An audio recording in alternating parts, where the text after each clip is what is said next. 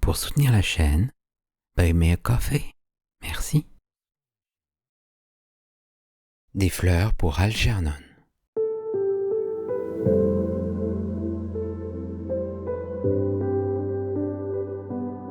De Daniel Keyes.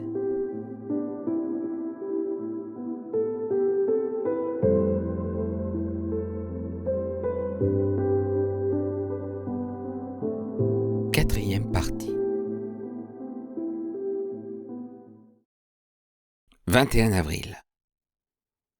J'ai trouvé une nouvelle façon de régler les pétrins mécaniques à la boulangerie pour accélérer la production.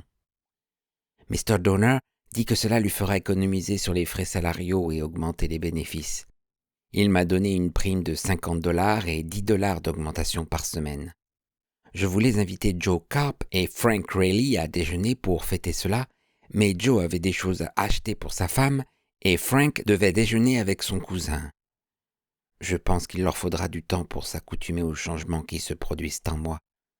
Tout le monde semble avoir un peu peur de moi. Quand je suis allé voir Gimpy et que je lui ai tapé sur l'épaule pour lui demander quelque chose, il a sursauté et a renversé toute sa tasse de café sur lui. Il me regarde avec de grands yeux quand il croit que je ne le vois pas. Personne à la boulangerie ne me parle plus ni ne plaisante autour de moi comme auparavant. Cela rend mon travail quelque peu solitaire. En y réfléchissant, cela me fait penser au jour où je m'étais endormi debout et où Frank m'a fait un croc-en-jambe.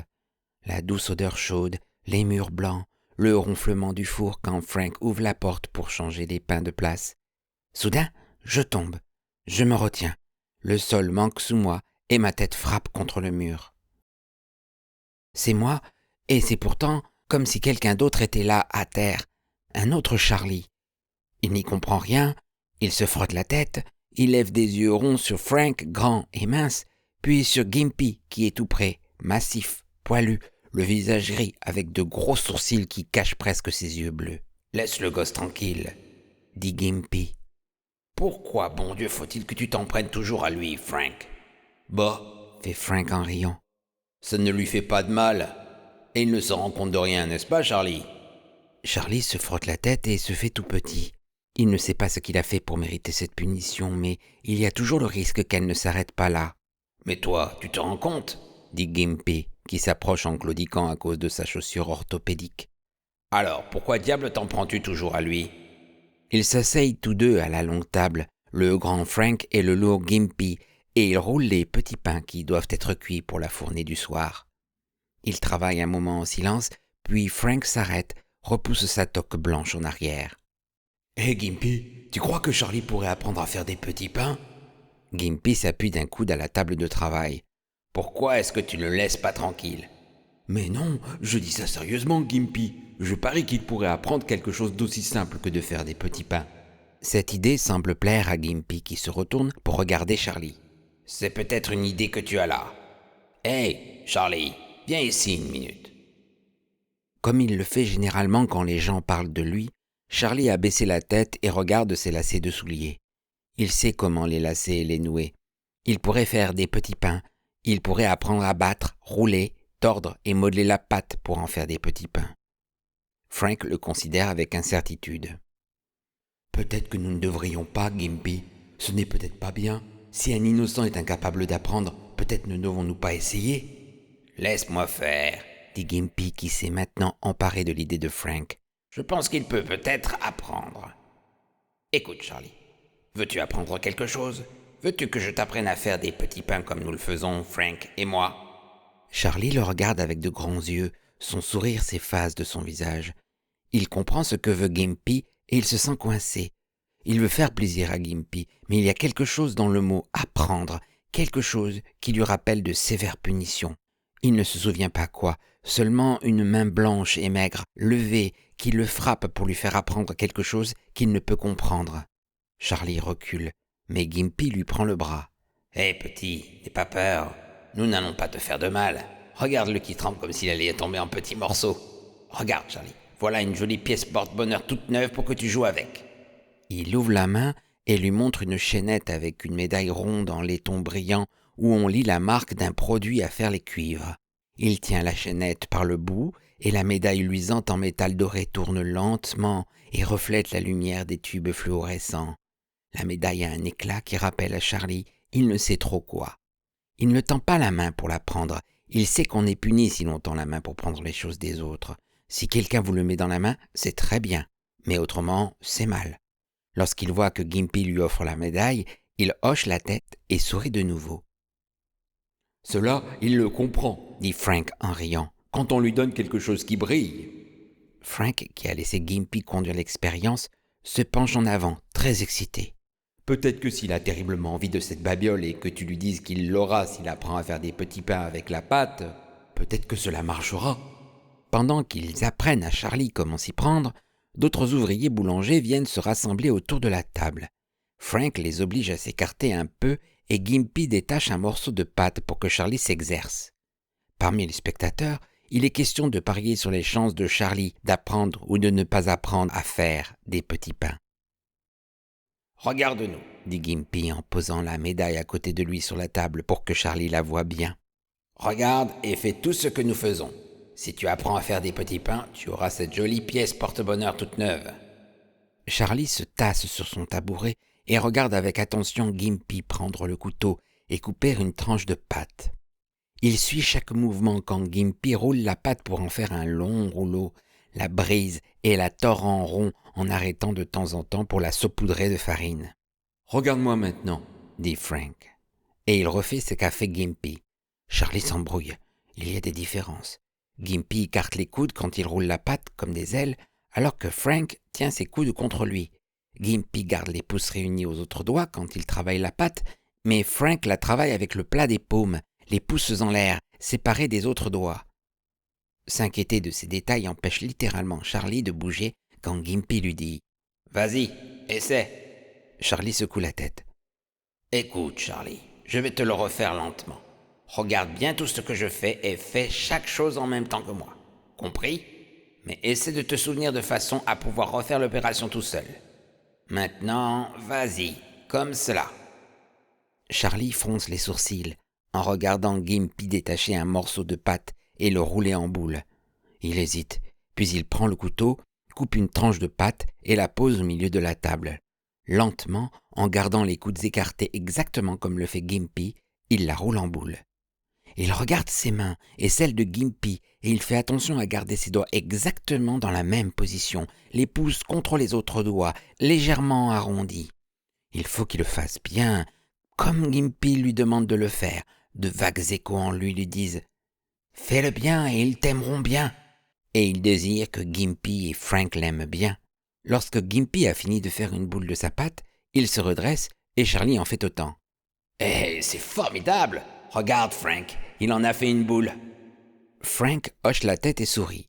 Charlie pousse un soupir et tout son être tremble de tension croissante. Il n'est pas habitué à ces rares moments de succès. « Bon, » dit Gimpy, « maintenant on fait un petit pain. » Gauchement, mais soigneusement, Charlie suit tous les gestes de Gimpy. De temps en temps, une crispation de sa main ou de son bras gâche ce qu'il fait, mais au bout d'un court moment, il devient capable de détacher un morceau de la pâte et d'en façonner un petit pain. En travaillant près de Gimpy, il fait 6 petits pains et après les avoir saupoudrés de farine, il les place soigneusement près de ceux de Gimpy sur la grande plaque couverte de farine. « Très bien, Charlie, » dit Gimpy, le visage sérieux. « Maintenant, fais-nous voir comment tu fais tout seul. Rappelle-toi tout ce que tu as fait depuis le commencement. Allez, vas-y. » Charlie contemple fixement la grosse masse de pâte et le couteau que Gimpy lui a mis dans la main. Et de nouveau la panique s'empare de lui. Qu'a-t-il fait en premier? Comment tenait-il sa main, ses doigts? Dans quel sens a-t-il roulé la pâte? 1000 idées confuses jaillissent en même temps dans son esprit. Il reste là avec un vague sourire. Il veut le faire pour que Frank et Gimpy soient contents et qu'ils l'aiment bien, et pour avoir la jolie pièce porte-bonheur que Gimpy lui a promise. Il tourne et retourne la lourde masse de pâte lisse sur la table, mais il ne peut se décider à commencer. Il ne peut pas la couper parce qu'il sait qu'il échouera, et il a peur. « Il a déjà oublié, » dit Frank. « Cela ne lui est pas resté dans la tête. » Lui voudrait continuer. Il fronce les sourcils et s'efforce de se rappeler. On coupe d'abord un morceau de pâte, puis on le roule en boule. Mais comment en fait-on un petit pain comme ceux qui sont sur la plaque? Ah, cela c'est autre chose. Qu'on lui laisse le temps et il se rappellera. Aussitôt que ce brouillard aura disparu, il se rappellera. Encore quelques secondes, et cela y sera. Il veut s'accrocher à ce qu'il a appris, juste un court instant. Il le veut tellement. Ça va, Charlie. Soupire Gimpy en lui retirant le couteau de la main. C'est très bien. Ne te fais pas de soucis. De toute façon, ce n'est pas ton travail. Dans une minute, il se rappellera. Si seulement il ne le bousculait pas tant. Pourquoi faut-il que tout le monde soit si pressé? Va, Charlie, va t'asseoir et regarde ton petit journal de bande dessinée. Il faut qu'on se remette au travail. Charlie hoche la tête et sourit. Il sort son petit journal de sa poche de derrière. Il le plie et le met sur sa tête comme un chapeau. Frank rit et Gimpy finalement sourit. Va, espèce de grand bébé, grogne Gimpy. Va t'asseoir là-bas jusqu'à ce que Mr. Donner ait besoin de toi. Charlie lui sourit et retourne vers les sacs de farine dans le coin, près des pétrins mécaniques. Il aime s'y adosser lorsqu'il est assis en tailleur sur le sol et qu'il regarde les images dans son petit journal de bande dessinée. Quand il se met à tourner les pages, il se sent une envie de pleurer, mais il ne sait pas pourquoi. Qu'est-ce qu'il y a qui le rend triste? Le brouillard passe et s'en va. Maintenant, il pense au plaisir de regarder les images, aux vives couleurs du petit journal qu'il a regardé 30, 50 fois. Il connaît tous les personnages des bandes dessinées. Il a demandé et redemandé leur nom à peu près à tous ceux qu'il rencontre, et il comprend que les formes bizarres de lettres et de mots qui sont dans le ballon blanc au-dessus des personnages indiquent qu'ils disent quelque chose. Apprendra-t-il jamais à lire ce qui est dans les ballons? Si on lui donnait assez de temps, si on ne le bousculait pas tant, il apprendrait. Mais personne n'a le temps. Charlie relève les genoux et ouvre le petit journal à la page où Batman et Robin grimpent à une corde le long d'une grande maison. Un jour, décide-t-il, il saura lire. Et alors, il pourra lire l'histoire. Il sent une main qui se pose sur son épaule. Il lève les yeux. C'est Gimpy qui tient la médaille brillante par sa chaînette et la laisse tournoyer pour qu'elle reflète la lumière. « Tiens !» dit-il de sa grosse voix en la laissant tomber sur les genoux de Charlie. Et il s'en va en clopinant. Je n'y avais jamais réfléchi auparavant, mais c'était un geste très gentil de sa part. Pourquoi l'a-t-il fait? En tout cas, c'est ce dont je me souviens de cette époque plus nettement et plus complètement que de tout ce que j'ai jamais pu ressentir auparavant. Comme quand on regarde par la fenêtre de la cuisine très tôt le matin, alors que la lumière de l'aube est encore grise. J'ai fait beaucoup de chemin depuis lors, et je le dois au docteur Strauss et au professeur Nemur, et à tous les autres ici, au collège Beekman. Mais que doivent penser Frank et Gimpy en voyant combien j'ai changé? 22 avril. Les gens ont changé à la boulangerie. Ils ne feignent pas simplement de m'ignorer. Je sens leur hostilité. Mr. Donner fait le nécessaire pour que j'adhère au syndicat des boulangers et j'ai eu une autre augmentation. Ce qui est le pire, c'est que j'ai perdu tout plaisir parce que les autres ont du ressentiment contre moi. D'une certaine manière, je ne peux pas les en blâmer. Ils ne comprennent pas ce qui m'est arrivé et je ne peux pas le leur dire. Les gens ne sont pas fiers de moi comme je l'espérais. Pas du tout. Pourtant, il faut que j'aie quelqu'un à qui parler. Je vais demander à Miss Kenyon de venir au cinéma demain soir pour fêter mon augmentation, si je réussis à en avoir le courage. 24 avril. Le professeur Nemur est finalement d'accord avec le docteur Strauss et moi que cela me sera impossible de tout noter si je sais que c'est lu immédiatement par des gens du labo. J'ai essayé d'être entièrement franc sur tout, quel que fût le sujet abordé, mais il y a des choses que je ne peux écrire, sauf si j'ai le droit de les garder pour moi, au moins pendant un temps. Maintenant, j'ai la permission de conserver pour moi certains des plus intimes de ses comptes rendus, mais avant son rapport final, à la Fondation Wellberg, le professeur lira absolument tout, afin de choisir ce qui sera publié. Ce qui est arrivé aujourd'hui au labo m'a beaucoup troublé. Je suis passé un peu plus tôt au bureau ce soir pour demander au Dr Strauss et au professeur Nemur s'ils ne voyaient pas d'inconvénient à ce que j'invite Alice Kenyon à aller au cinéma, mais avant que j'aie frappé, je les ai entendus discuter entre eux. Je n'aurais pas dû rester, mais c'est difficile pour moi de perdre l'habitude d'écouter, alors que les gens ont toujours parlé et agi comme si je n'étais pas là, comme s'ils ne s'inquiétaient pas de ce que je pouvais entendre. Quelqu'un a tapé très fort sur le bureau, puis le professeur Nemur a crié « J'ai déjà prévenu le comité que nous présenterons notre rapport à Chicago. » Ensuite, j'ai entendu la voix du docteur Strauss. « Vous avez tort, Harold. Dans 6 semaines d'ici, ce sera trop tôt. Il est encore en pleine évolution. » Puis Nemur. « Nous en avons prédit le cours correctement jusqu'ici. Nous pouvons légitimement présenter un rapport préliminaire. Je t'assure, Jay, qu'il n'y a rien à craindre. Nous avons réussi. C'est absolument positif. Rien ne peut plus tourner mal maintenant. » Strauss. « C'est trop important pour nous tous, pour le rendre prématurément public.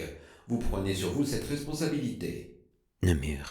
« Vous oubliez que j'ai la direction de ce projet. » Strauss. « Et vous oubliez que vous n'êtes pas le seul dont la réputation soit en jeu.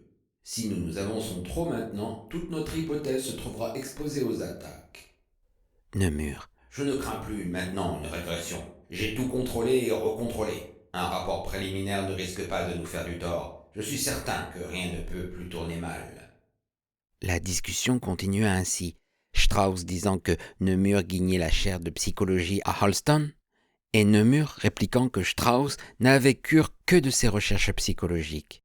Puis Strauss déclara que le projet devait autant à ses techniques de psychochirurgie et de séries d'injections d'hormones qu'aux théories de Nemur, et que, un jour, des milliers de psychochirurgiens dans le monde entier utiliseraient ces méthodes.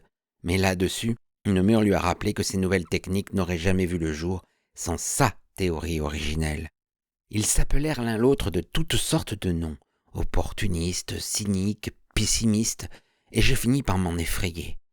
Soudain, je pris conscience que je n'avais plus le droit de rester à la porte du bureau et d'écouter à leur insu. Cela aurait pu leur être égal quand j'étais trop faible d'esprit pour savoir ce qui se passait, mais maintenant que je pouvais comprendre, ils n'admettraient pas que j'écoute. Je m'en allais sans attendre la conclusion. La nuit était venue et je marchais longtemps en essayant de comprendre pourquoi j'avais si peur. Je les voyais clairement pour la première fois. Ni des dieux, ni même des héros, simplement 2 hommes inquiets de ne pas tirer quelque chose de leur travail. Pourtant, si Nemur avait raison et que l'expérience était un succès, qu'est-ce que cela faisait? Il y a tant à faire, tant de plans à établir. J'attendrai jusqu'à demain pour leur demander si je peux emmener Miss Kinnian au cinéma pour fêter mon augmentation. 26 avril. Je sais que je ne devrais pas traîner dans le collège quand j'ai fini au labo, mais de voir ces garçons et ces filles qui vont et viennent avec leurs livres et de les entendre parler de ce qu'ils apprennent durant leurs cours, cela m'excite. Je voudrais pouvoir m'asseoir et parler avec eux en prenant un café au snack du campus quand ils se réunissent pour discuter de livres, de politique et d'idées. C'est passionnant de les entendre parler de poésie, de science et de philosophie, de Shakespeare et de Milton, de Newton et d'Einstein et de Freud, de Platon et de Hegel et de Kant et de tant d'autres dont les noms résonnent dans ma tête comme des cloches d'église. Quelquefois, j'écoute les conversations autour des tables proches de moi et je fais semblant d'être un étudiant du collège, bien que je sois beaucoup plus âgé qu'eux. Je porte aussi des livres sous mon bras et je me suis mis à fumer la pipe. C'est bête, mais puisque j'appartiens au labo, j'ai l'impression de me faire partie de l'université. J'ai horreur de rentrer chez moi dans ma chambre solitaire. 27 avril. Je me suis fait des amis parmi quelques-uns des garçons au snack. Ils discutaient de Shakespeare et s'il avait ou non écrit les pièces de Shakespeare. L'un des garçons, le gros avec la figure en sueur, disait que Marlowe avait écrit toutes les pièces de Shakespeare. Mais Lenny, le petit avec des lunettes foncées, ne croyait pas à cette histoire à propos de Marlowe. Il affirmait que tout le monde sait que c'est Sir Francis Bacon qui a écrit ses pièces de théâtre parce que Shakespeare n'a jamais fait d'études et n'a jamais eu la culture que révèlent ses pièces. C'est alors que celui qui portait une calotte d'étudiant de première année a dit qu'il avait entendu dans les toilettes 2 garçons qui disaient que les pièces de Shakespeare avaient en réalité été écrites par une femme. Et ils ont parlé de politique et d'art et de Dieu. Je n'avais jamais auparavant entendu quelqu'un dire que Dieu pourrait ne pas exister. Cela m'a effrayé, parce que pour la première fois je me suis mis à penser à ce que signifie Dieu. Maintenant, je comprends que l'une des grandes raisons d'aller au collège et de s'instruire, c'est d'apprendre que les choses auxquelles on a cru toute sa vie ne sont pas vraies, et que rien n'est ce qu'il paraît être. Tout le temps qu'ils ont parlé et discuté, j'ai senti une fièvre bouillonner en moi. C'est cela que je voulais faire, aller au collège et entendre les gens parler de choses importantes. Je passe maintenant la plus grande partie de mon temps libre à la bibliothèque, à lire et à m'imprégner de tout ce que je peux découvrir dans les livres. Je n'ai pas encore d'intérêt particulier pour un sujet ou un autre, Je me contente de lire beaucoup de romans pour le moment. Dostoïevski, Flaubert, Dickens, Hemingway, tout ce qui me tombe sous la main pour calmer un appétit insatiable. 28 avril. Dans un rêve, la nuit dernière, j'ai entendu maman qui criait contre papa et contre la maîtresse de l'école élémentaire 13, ma première école avant qu'il m'envoie à l'école élémentaire 222. Il est normal, il deviendra un adulte comme tous les autres, meilleur que d'autres. Elle voulait griffer la maîtresse, mais papa la retenait. Il ira un jour au collège, il deviendra quelqu'un. Elle continuait de le crier et de se débattre pour que papa la lâche. Il ira un jour au collège et il deviendra quelqu'un. Nous étions dans le bureau du directeur et il y avait un tas de gens, l'air embarrassé, mais le sous-directeur souriait et détournait la tête pour qu'on ne le voie pas. Dans mon rêve, le directeur avait une grande barbe et tournait autour de la pièce en me désignant du doigt. « Il faut qu'il aille dans une école spéciale. Mettez-le à Warren, à l'asile école d'État. Nous ne pouvons pas le garder ici. » Papa entraînait maman hors du bureau du directeur et elle criait et pleurait à la fois. Je ne voyais pas son visage, mais ses grosses larmes rouges tombaient sur moi. Ce matin, j'ai pu me rappeler ce rêve. Mais maintenant, il y a autre chose. Je peux m'en souvenir comme dans un brouillard. J'avais 6 ans quand cela s'est passé, juste avant la naissance de Norma. Je vois maman, une femme mince à la chevelure foncée qui parle trop vite et qui agite trop ses mains. Comme toujours, son visage est flou. Ses cheveux sont enroulés en chignon et sa main se lève pour le toucher, pour le lisser, comme s'il fallait qu'elle s'assure qu'il est toujours là. Je me souviens qu'elle voletait toujours, comme un grand oiseau blanc autour de mon père, et lui était trop lourd, trop fatigué pour échapper à sa tyrannie. Je vois Charlie, debout au milieu de la cuisine, qui joue avec son jouet préféré, des perles et des anneaux aux vives couleurs enfilés sur une ficelle. Il tient la ficelle d'une main et fait tourner les anneaux qui s'enroulent et se déroulent dans un tourbillon de reflets étincelants. Il passe des heures à regarder son jouet. Je ne sais pas qui l'a fait pour lui ni ce qu'il est devenu, mais je vois Charlie, fasciné quand la ficelle se détord et fait tournoyer les anneaux. Sa mère lui crie après. Non, elle crie après son père. « Je ne veux pas l'emmener, il n'a rien d'anormal !»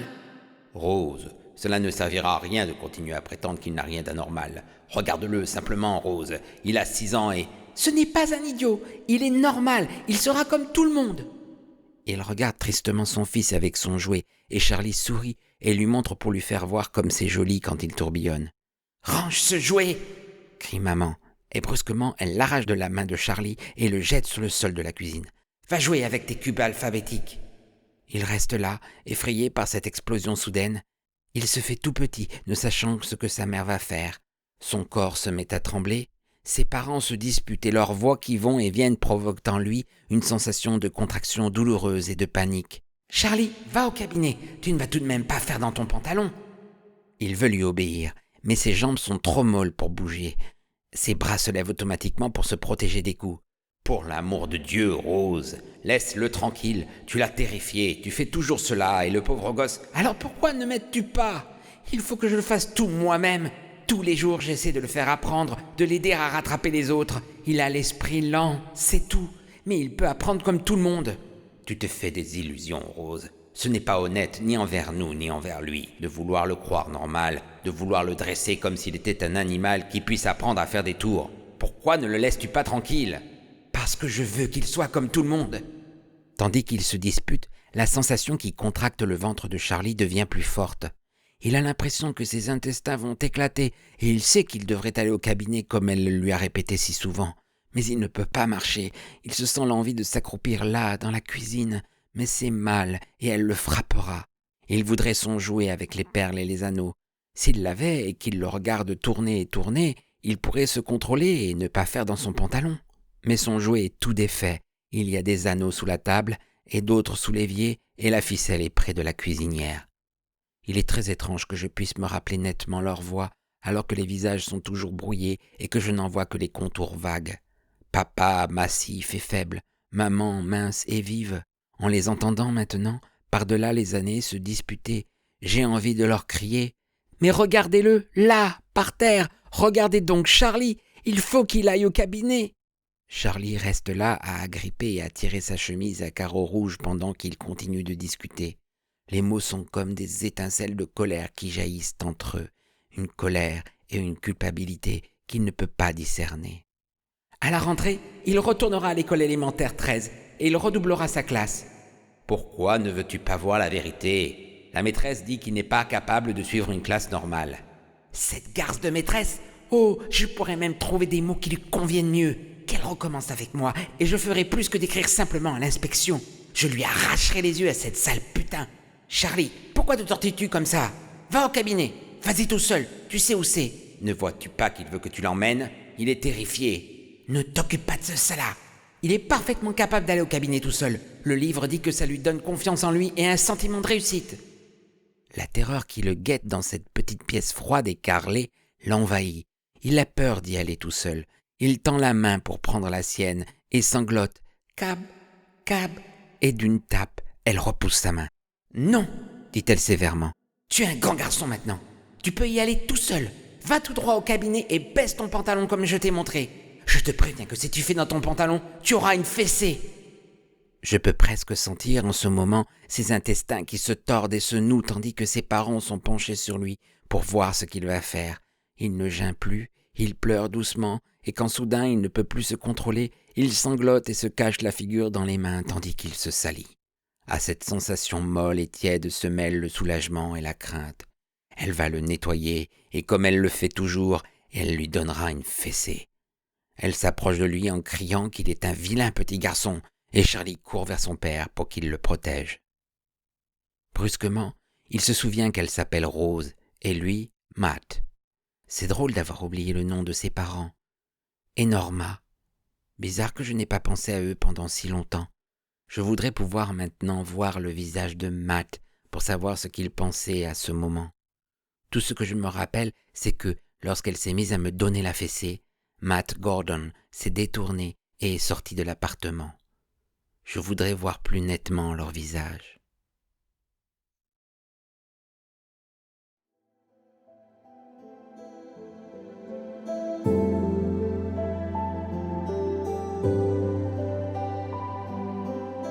C'était Des fleurs pour Algernon de Daniel Keyes. 4e partie.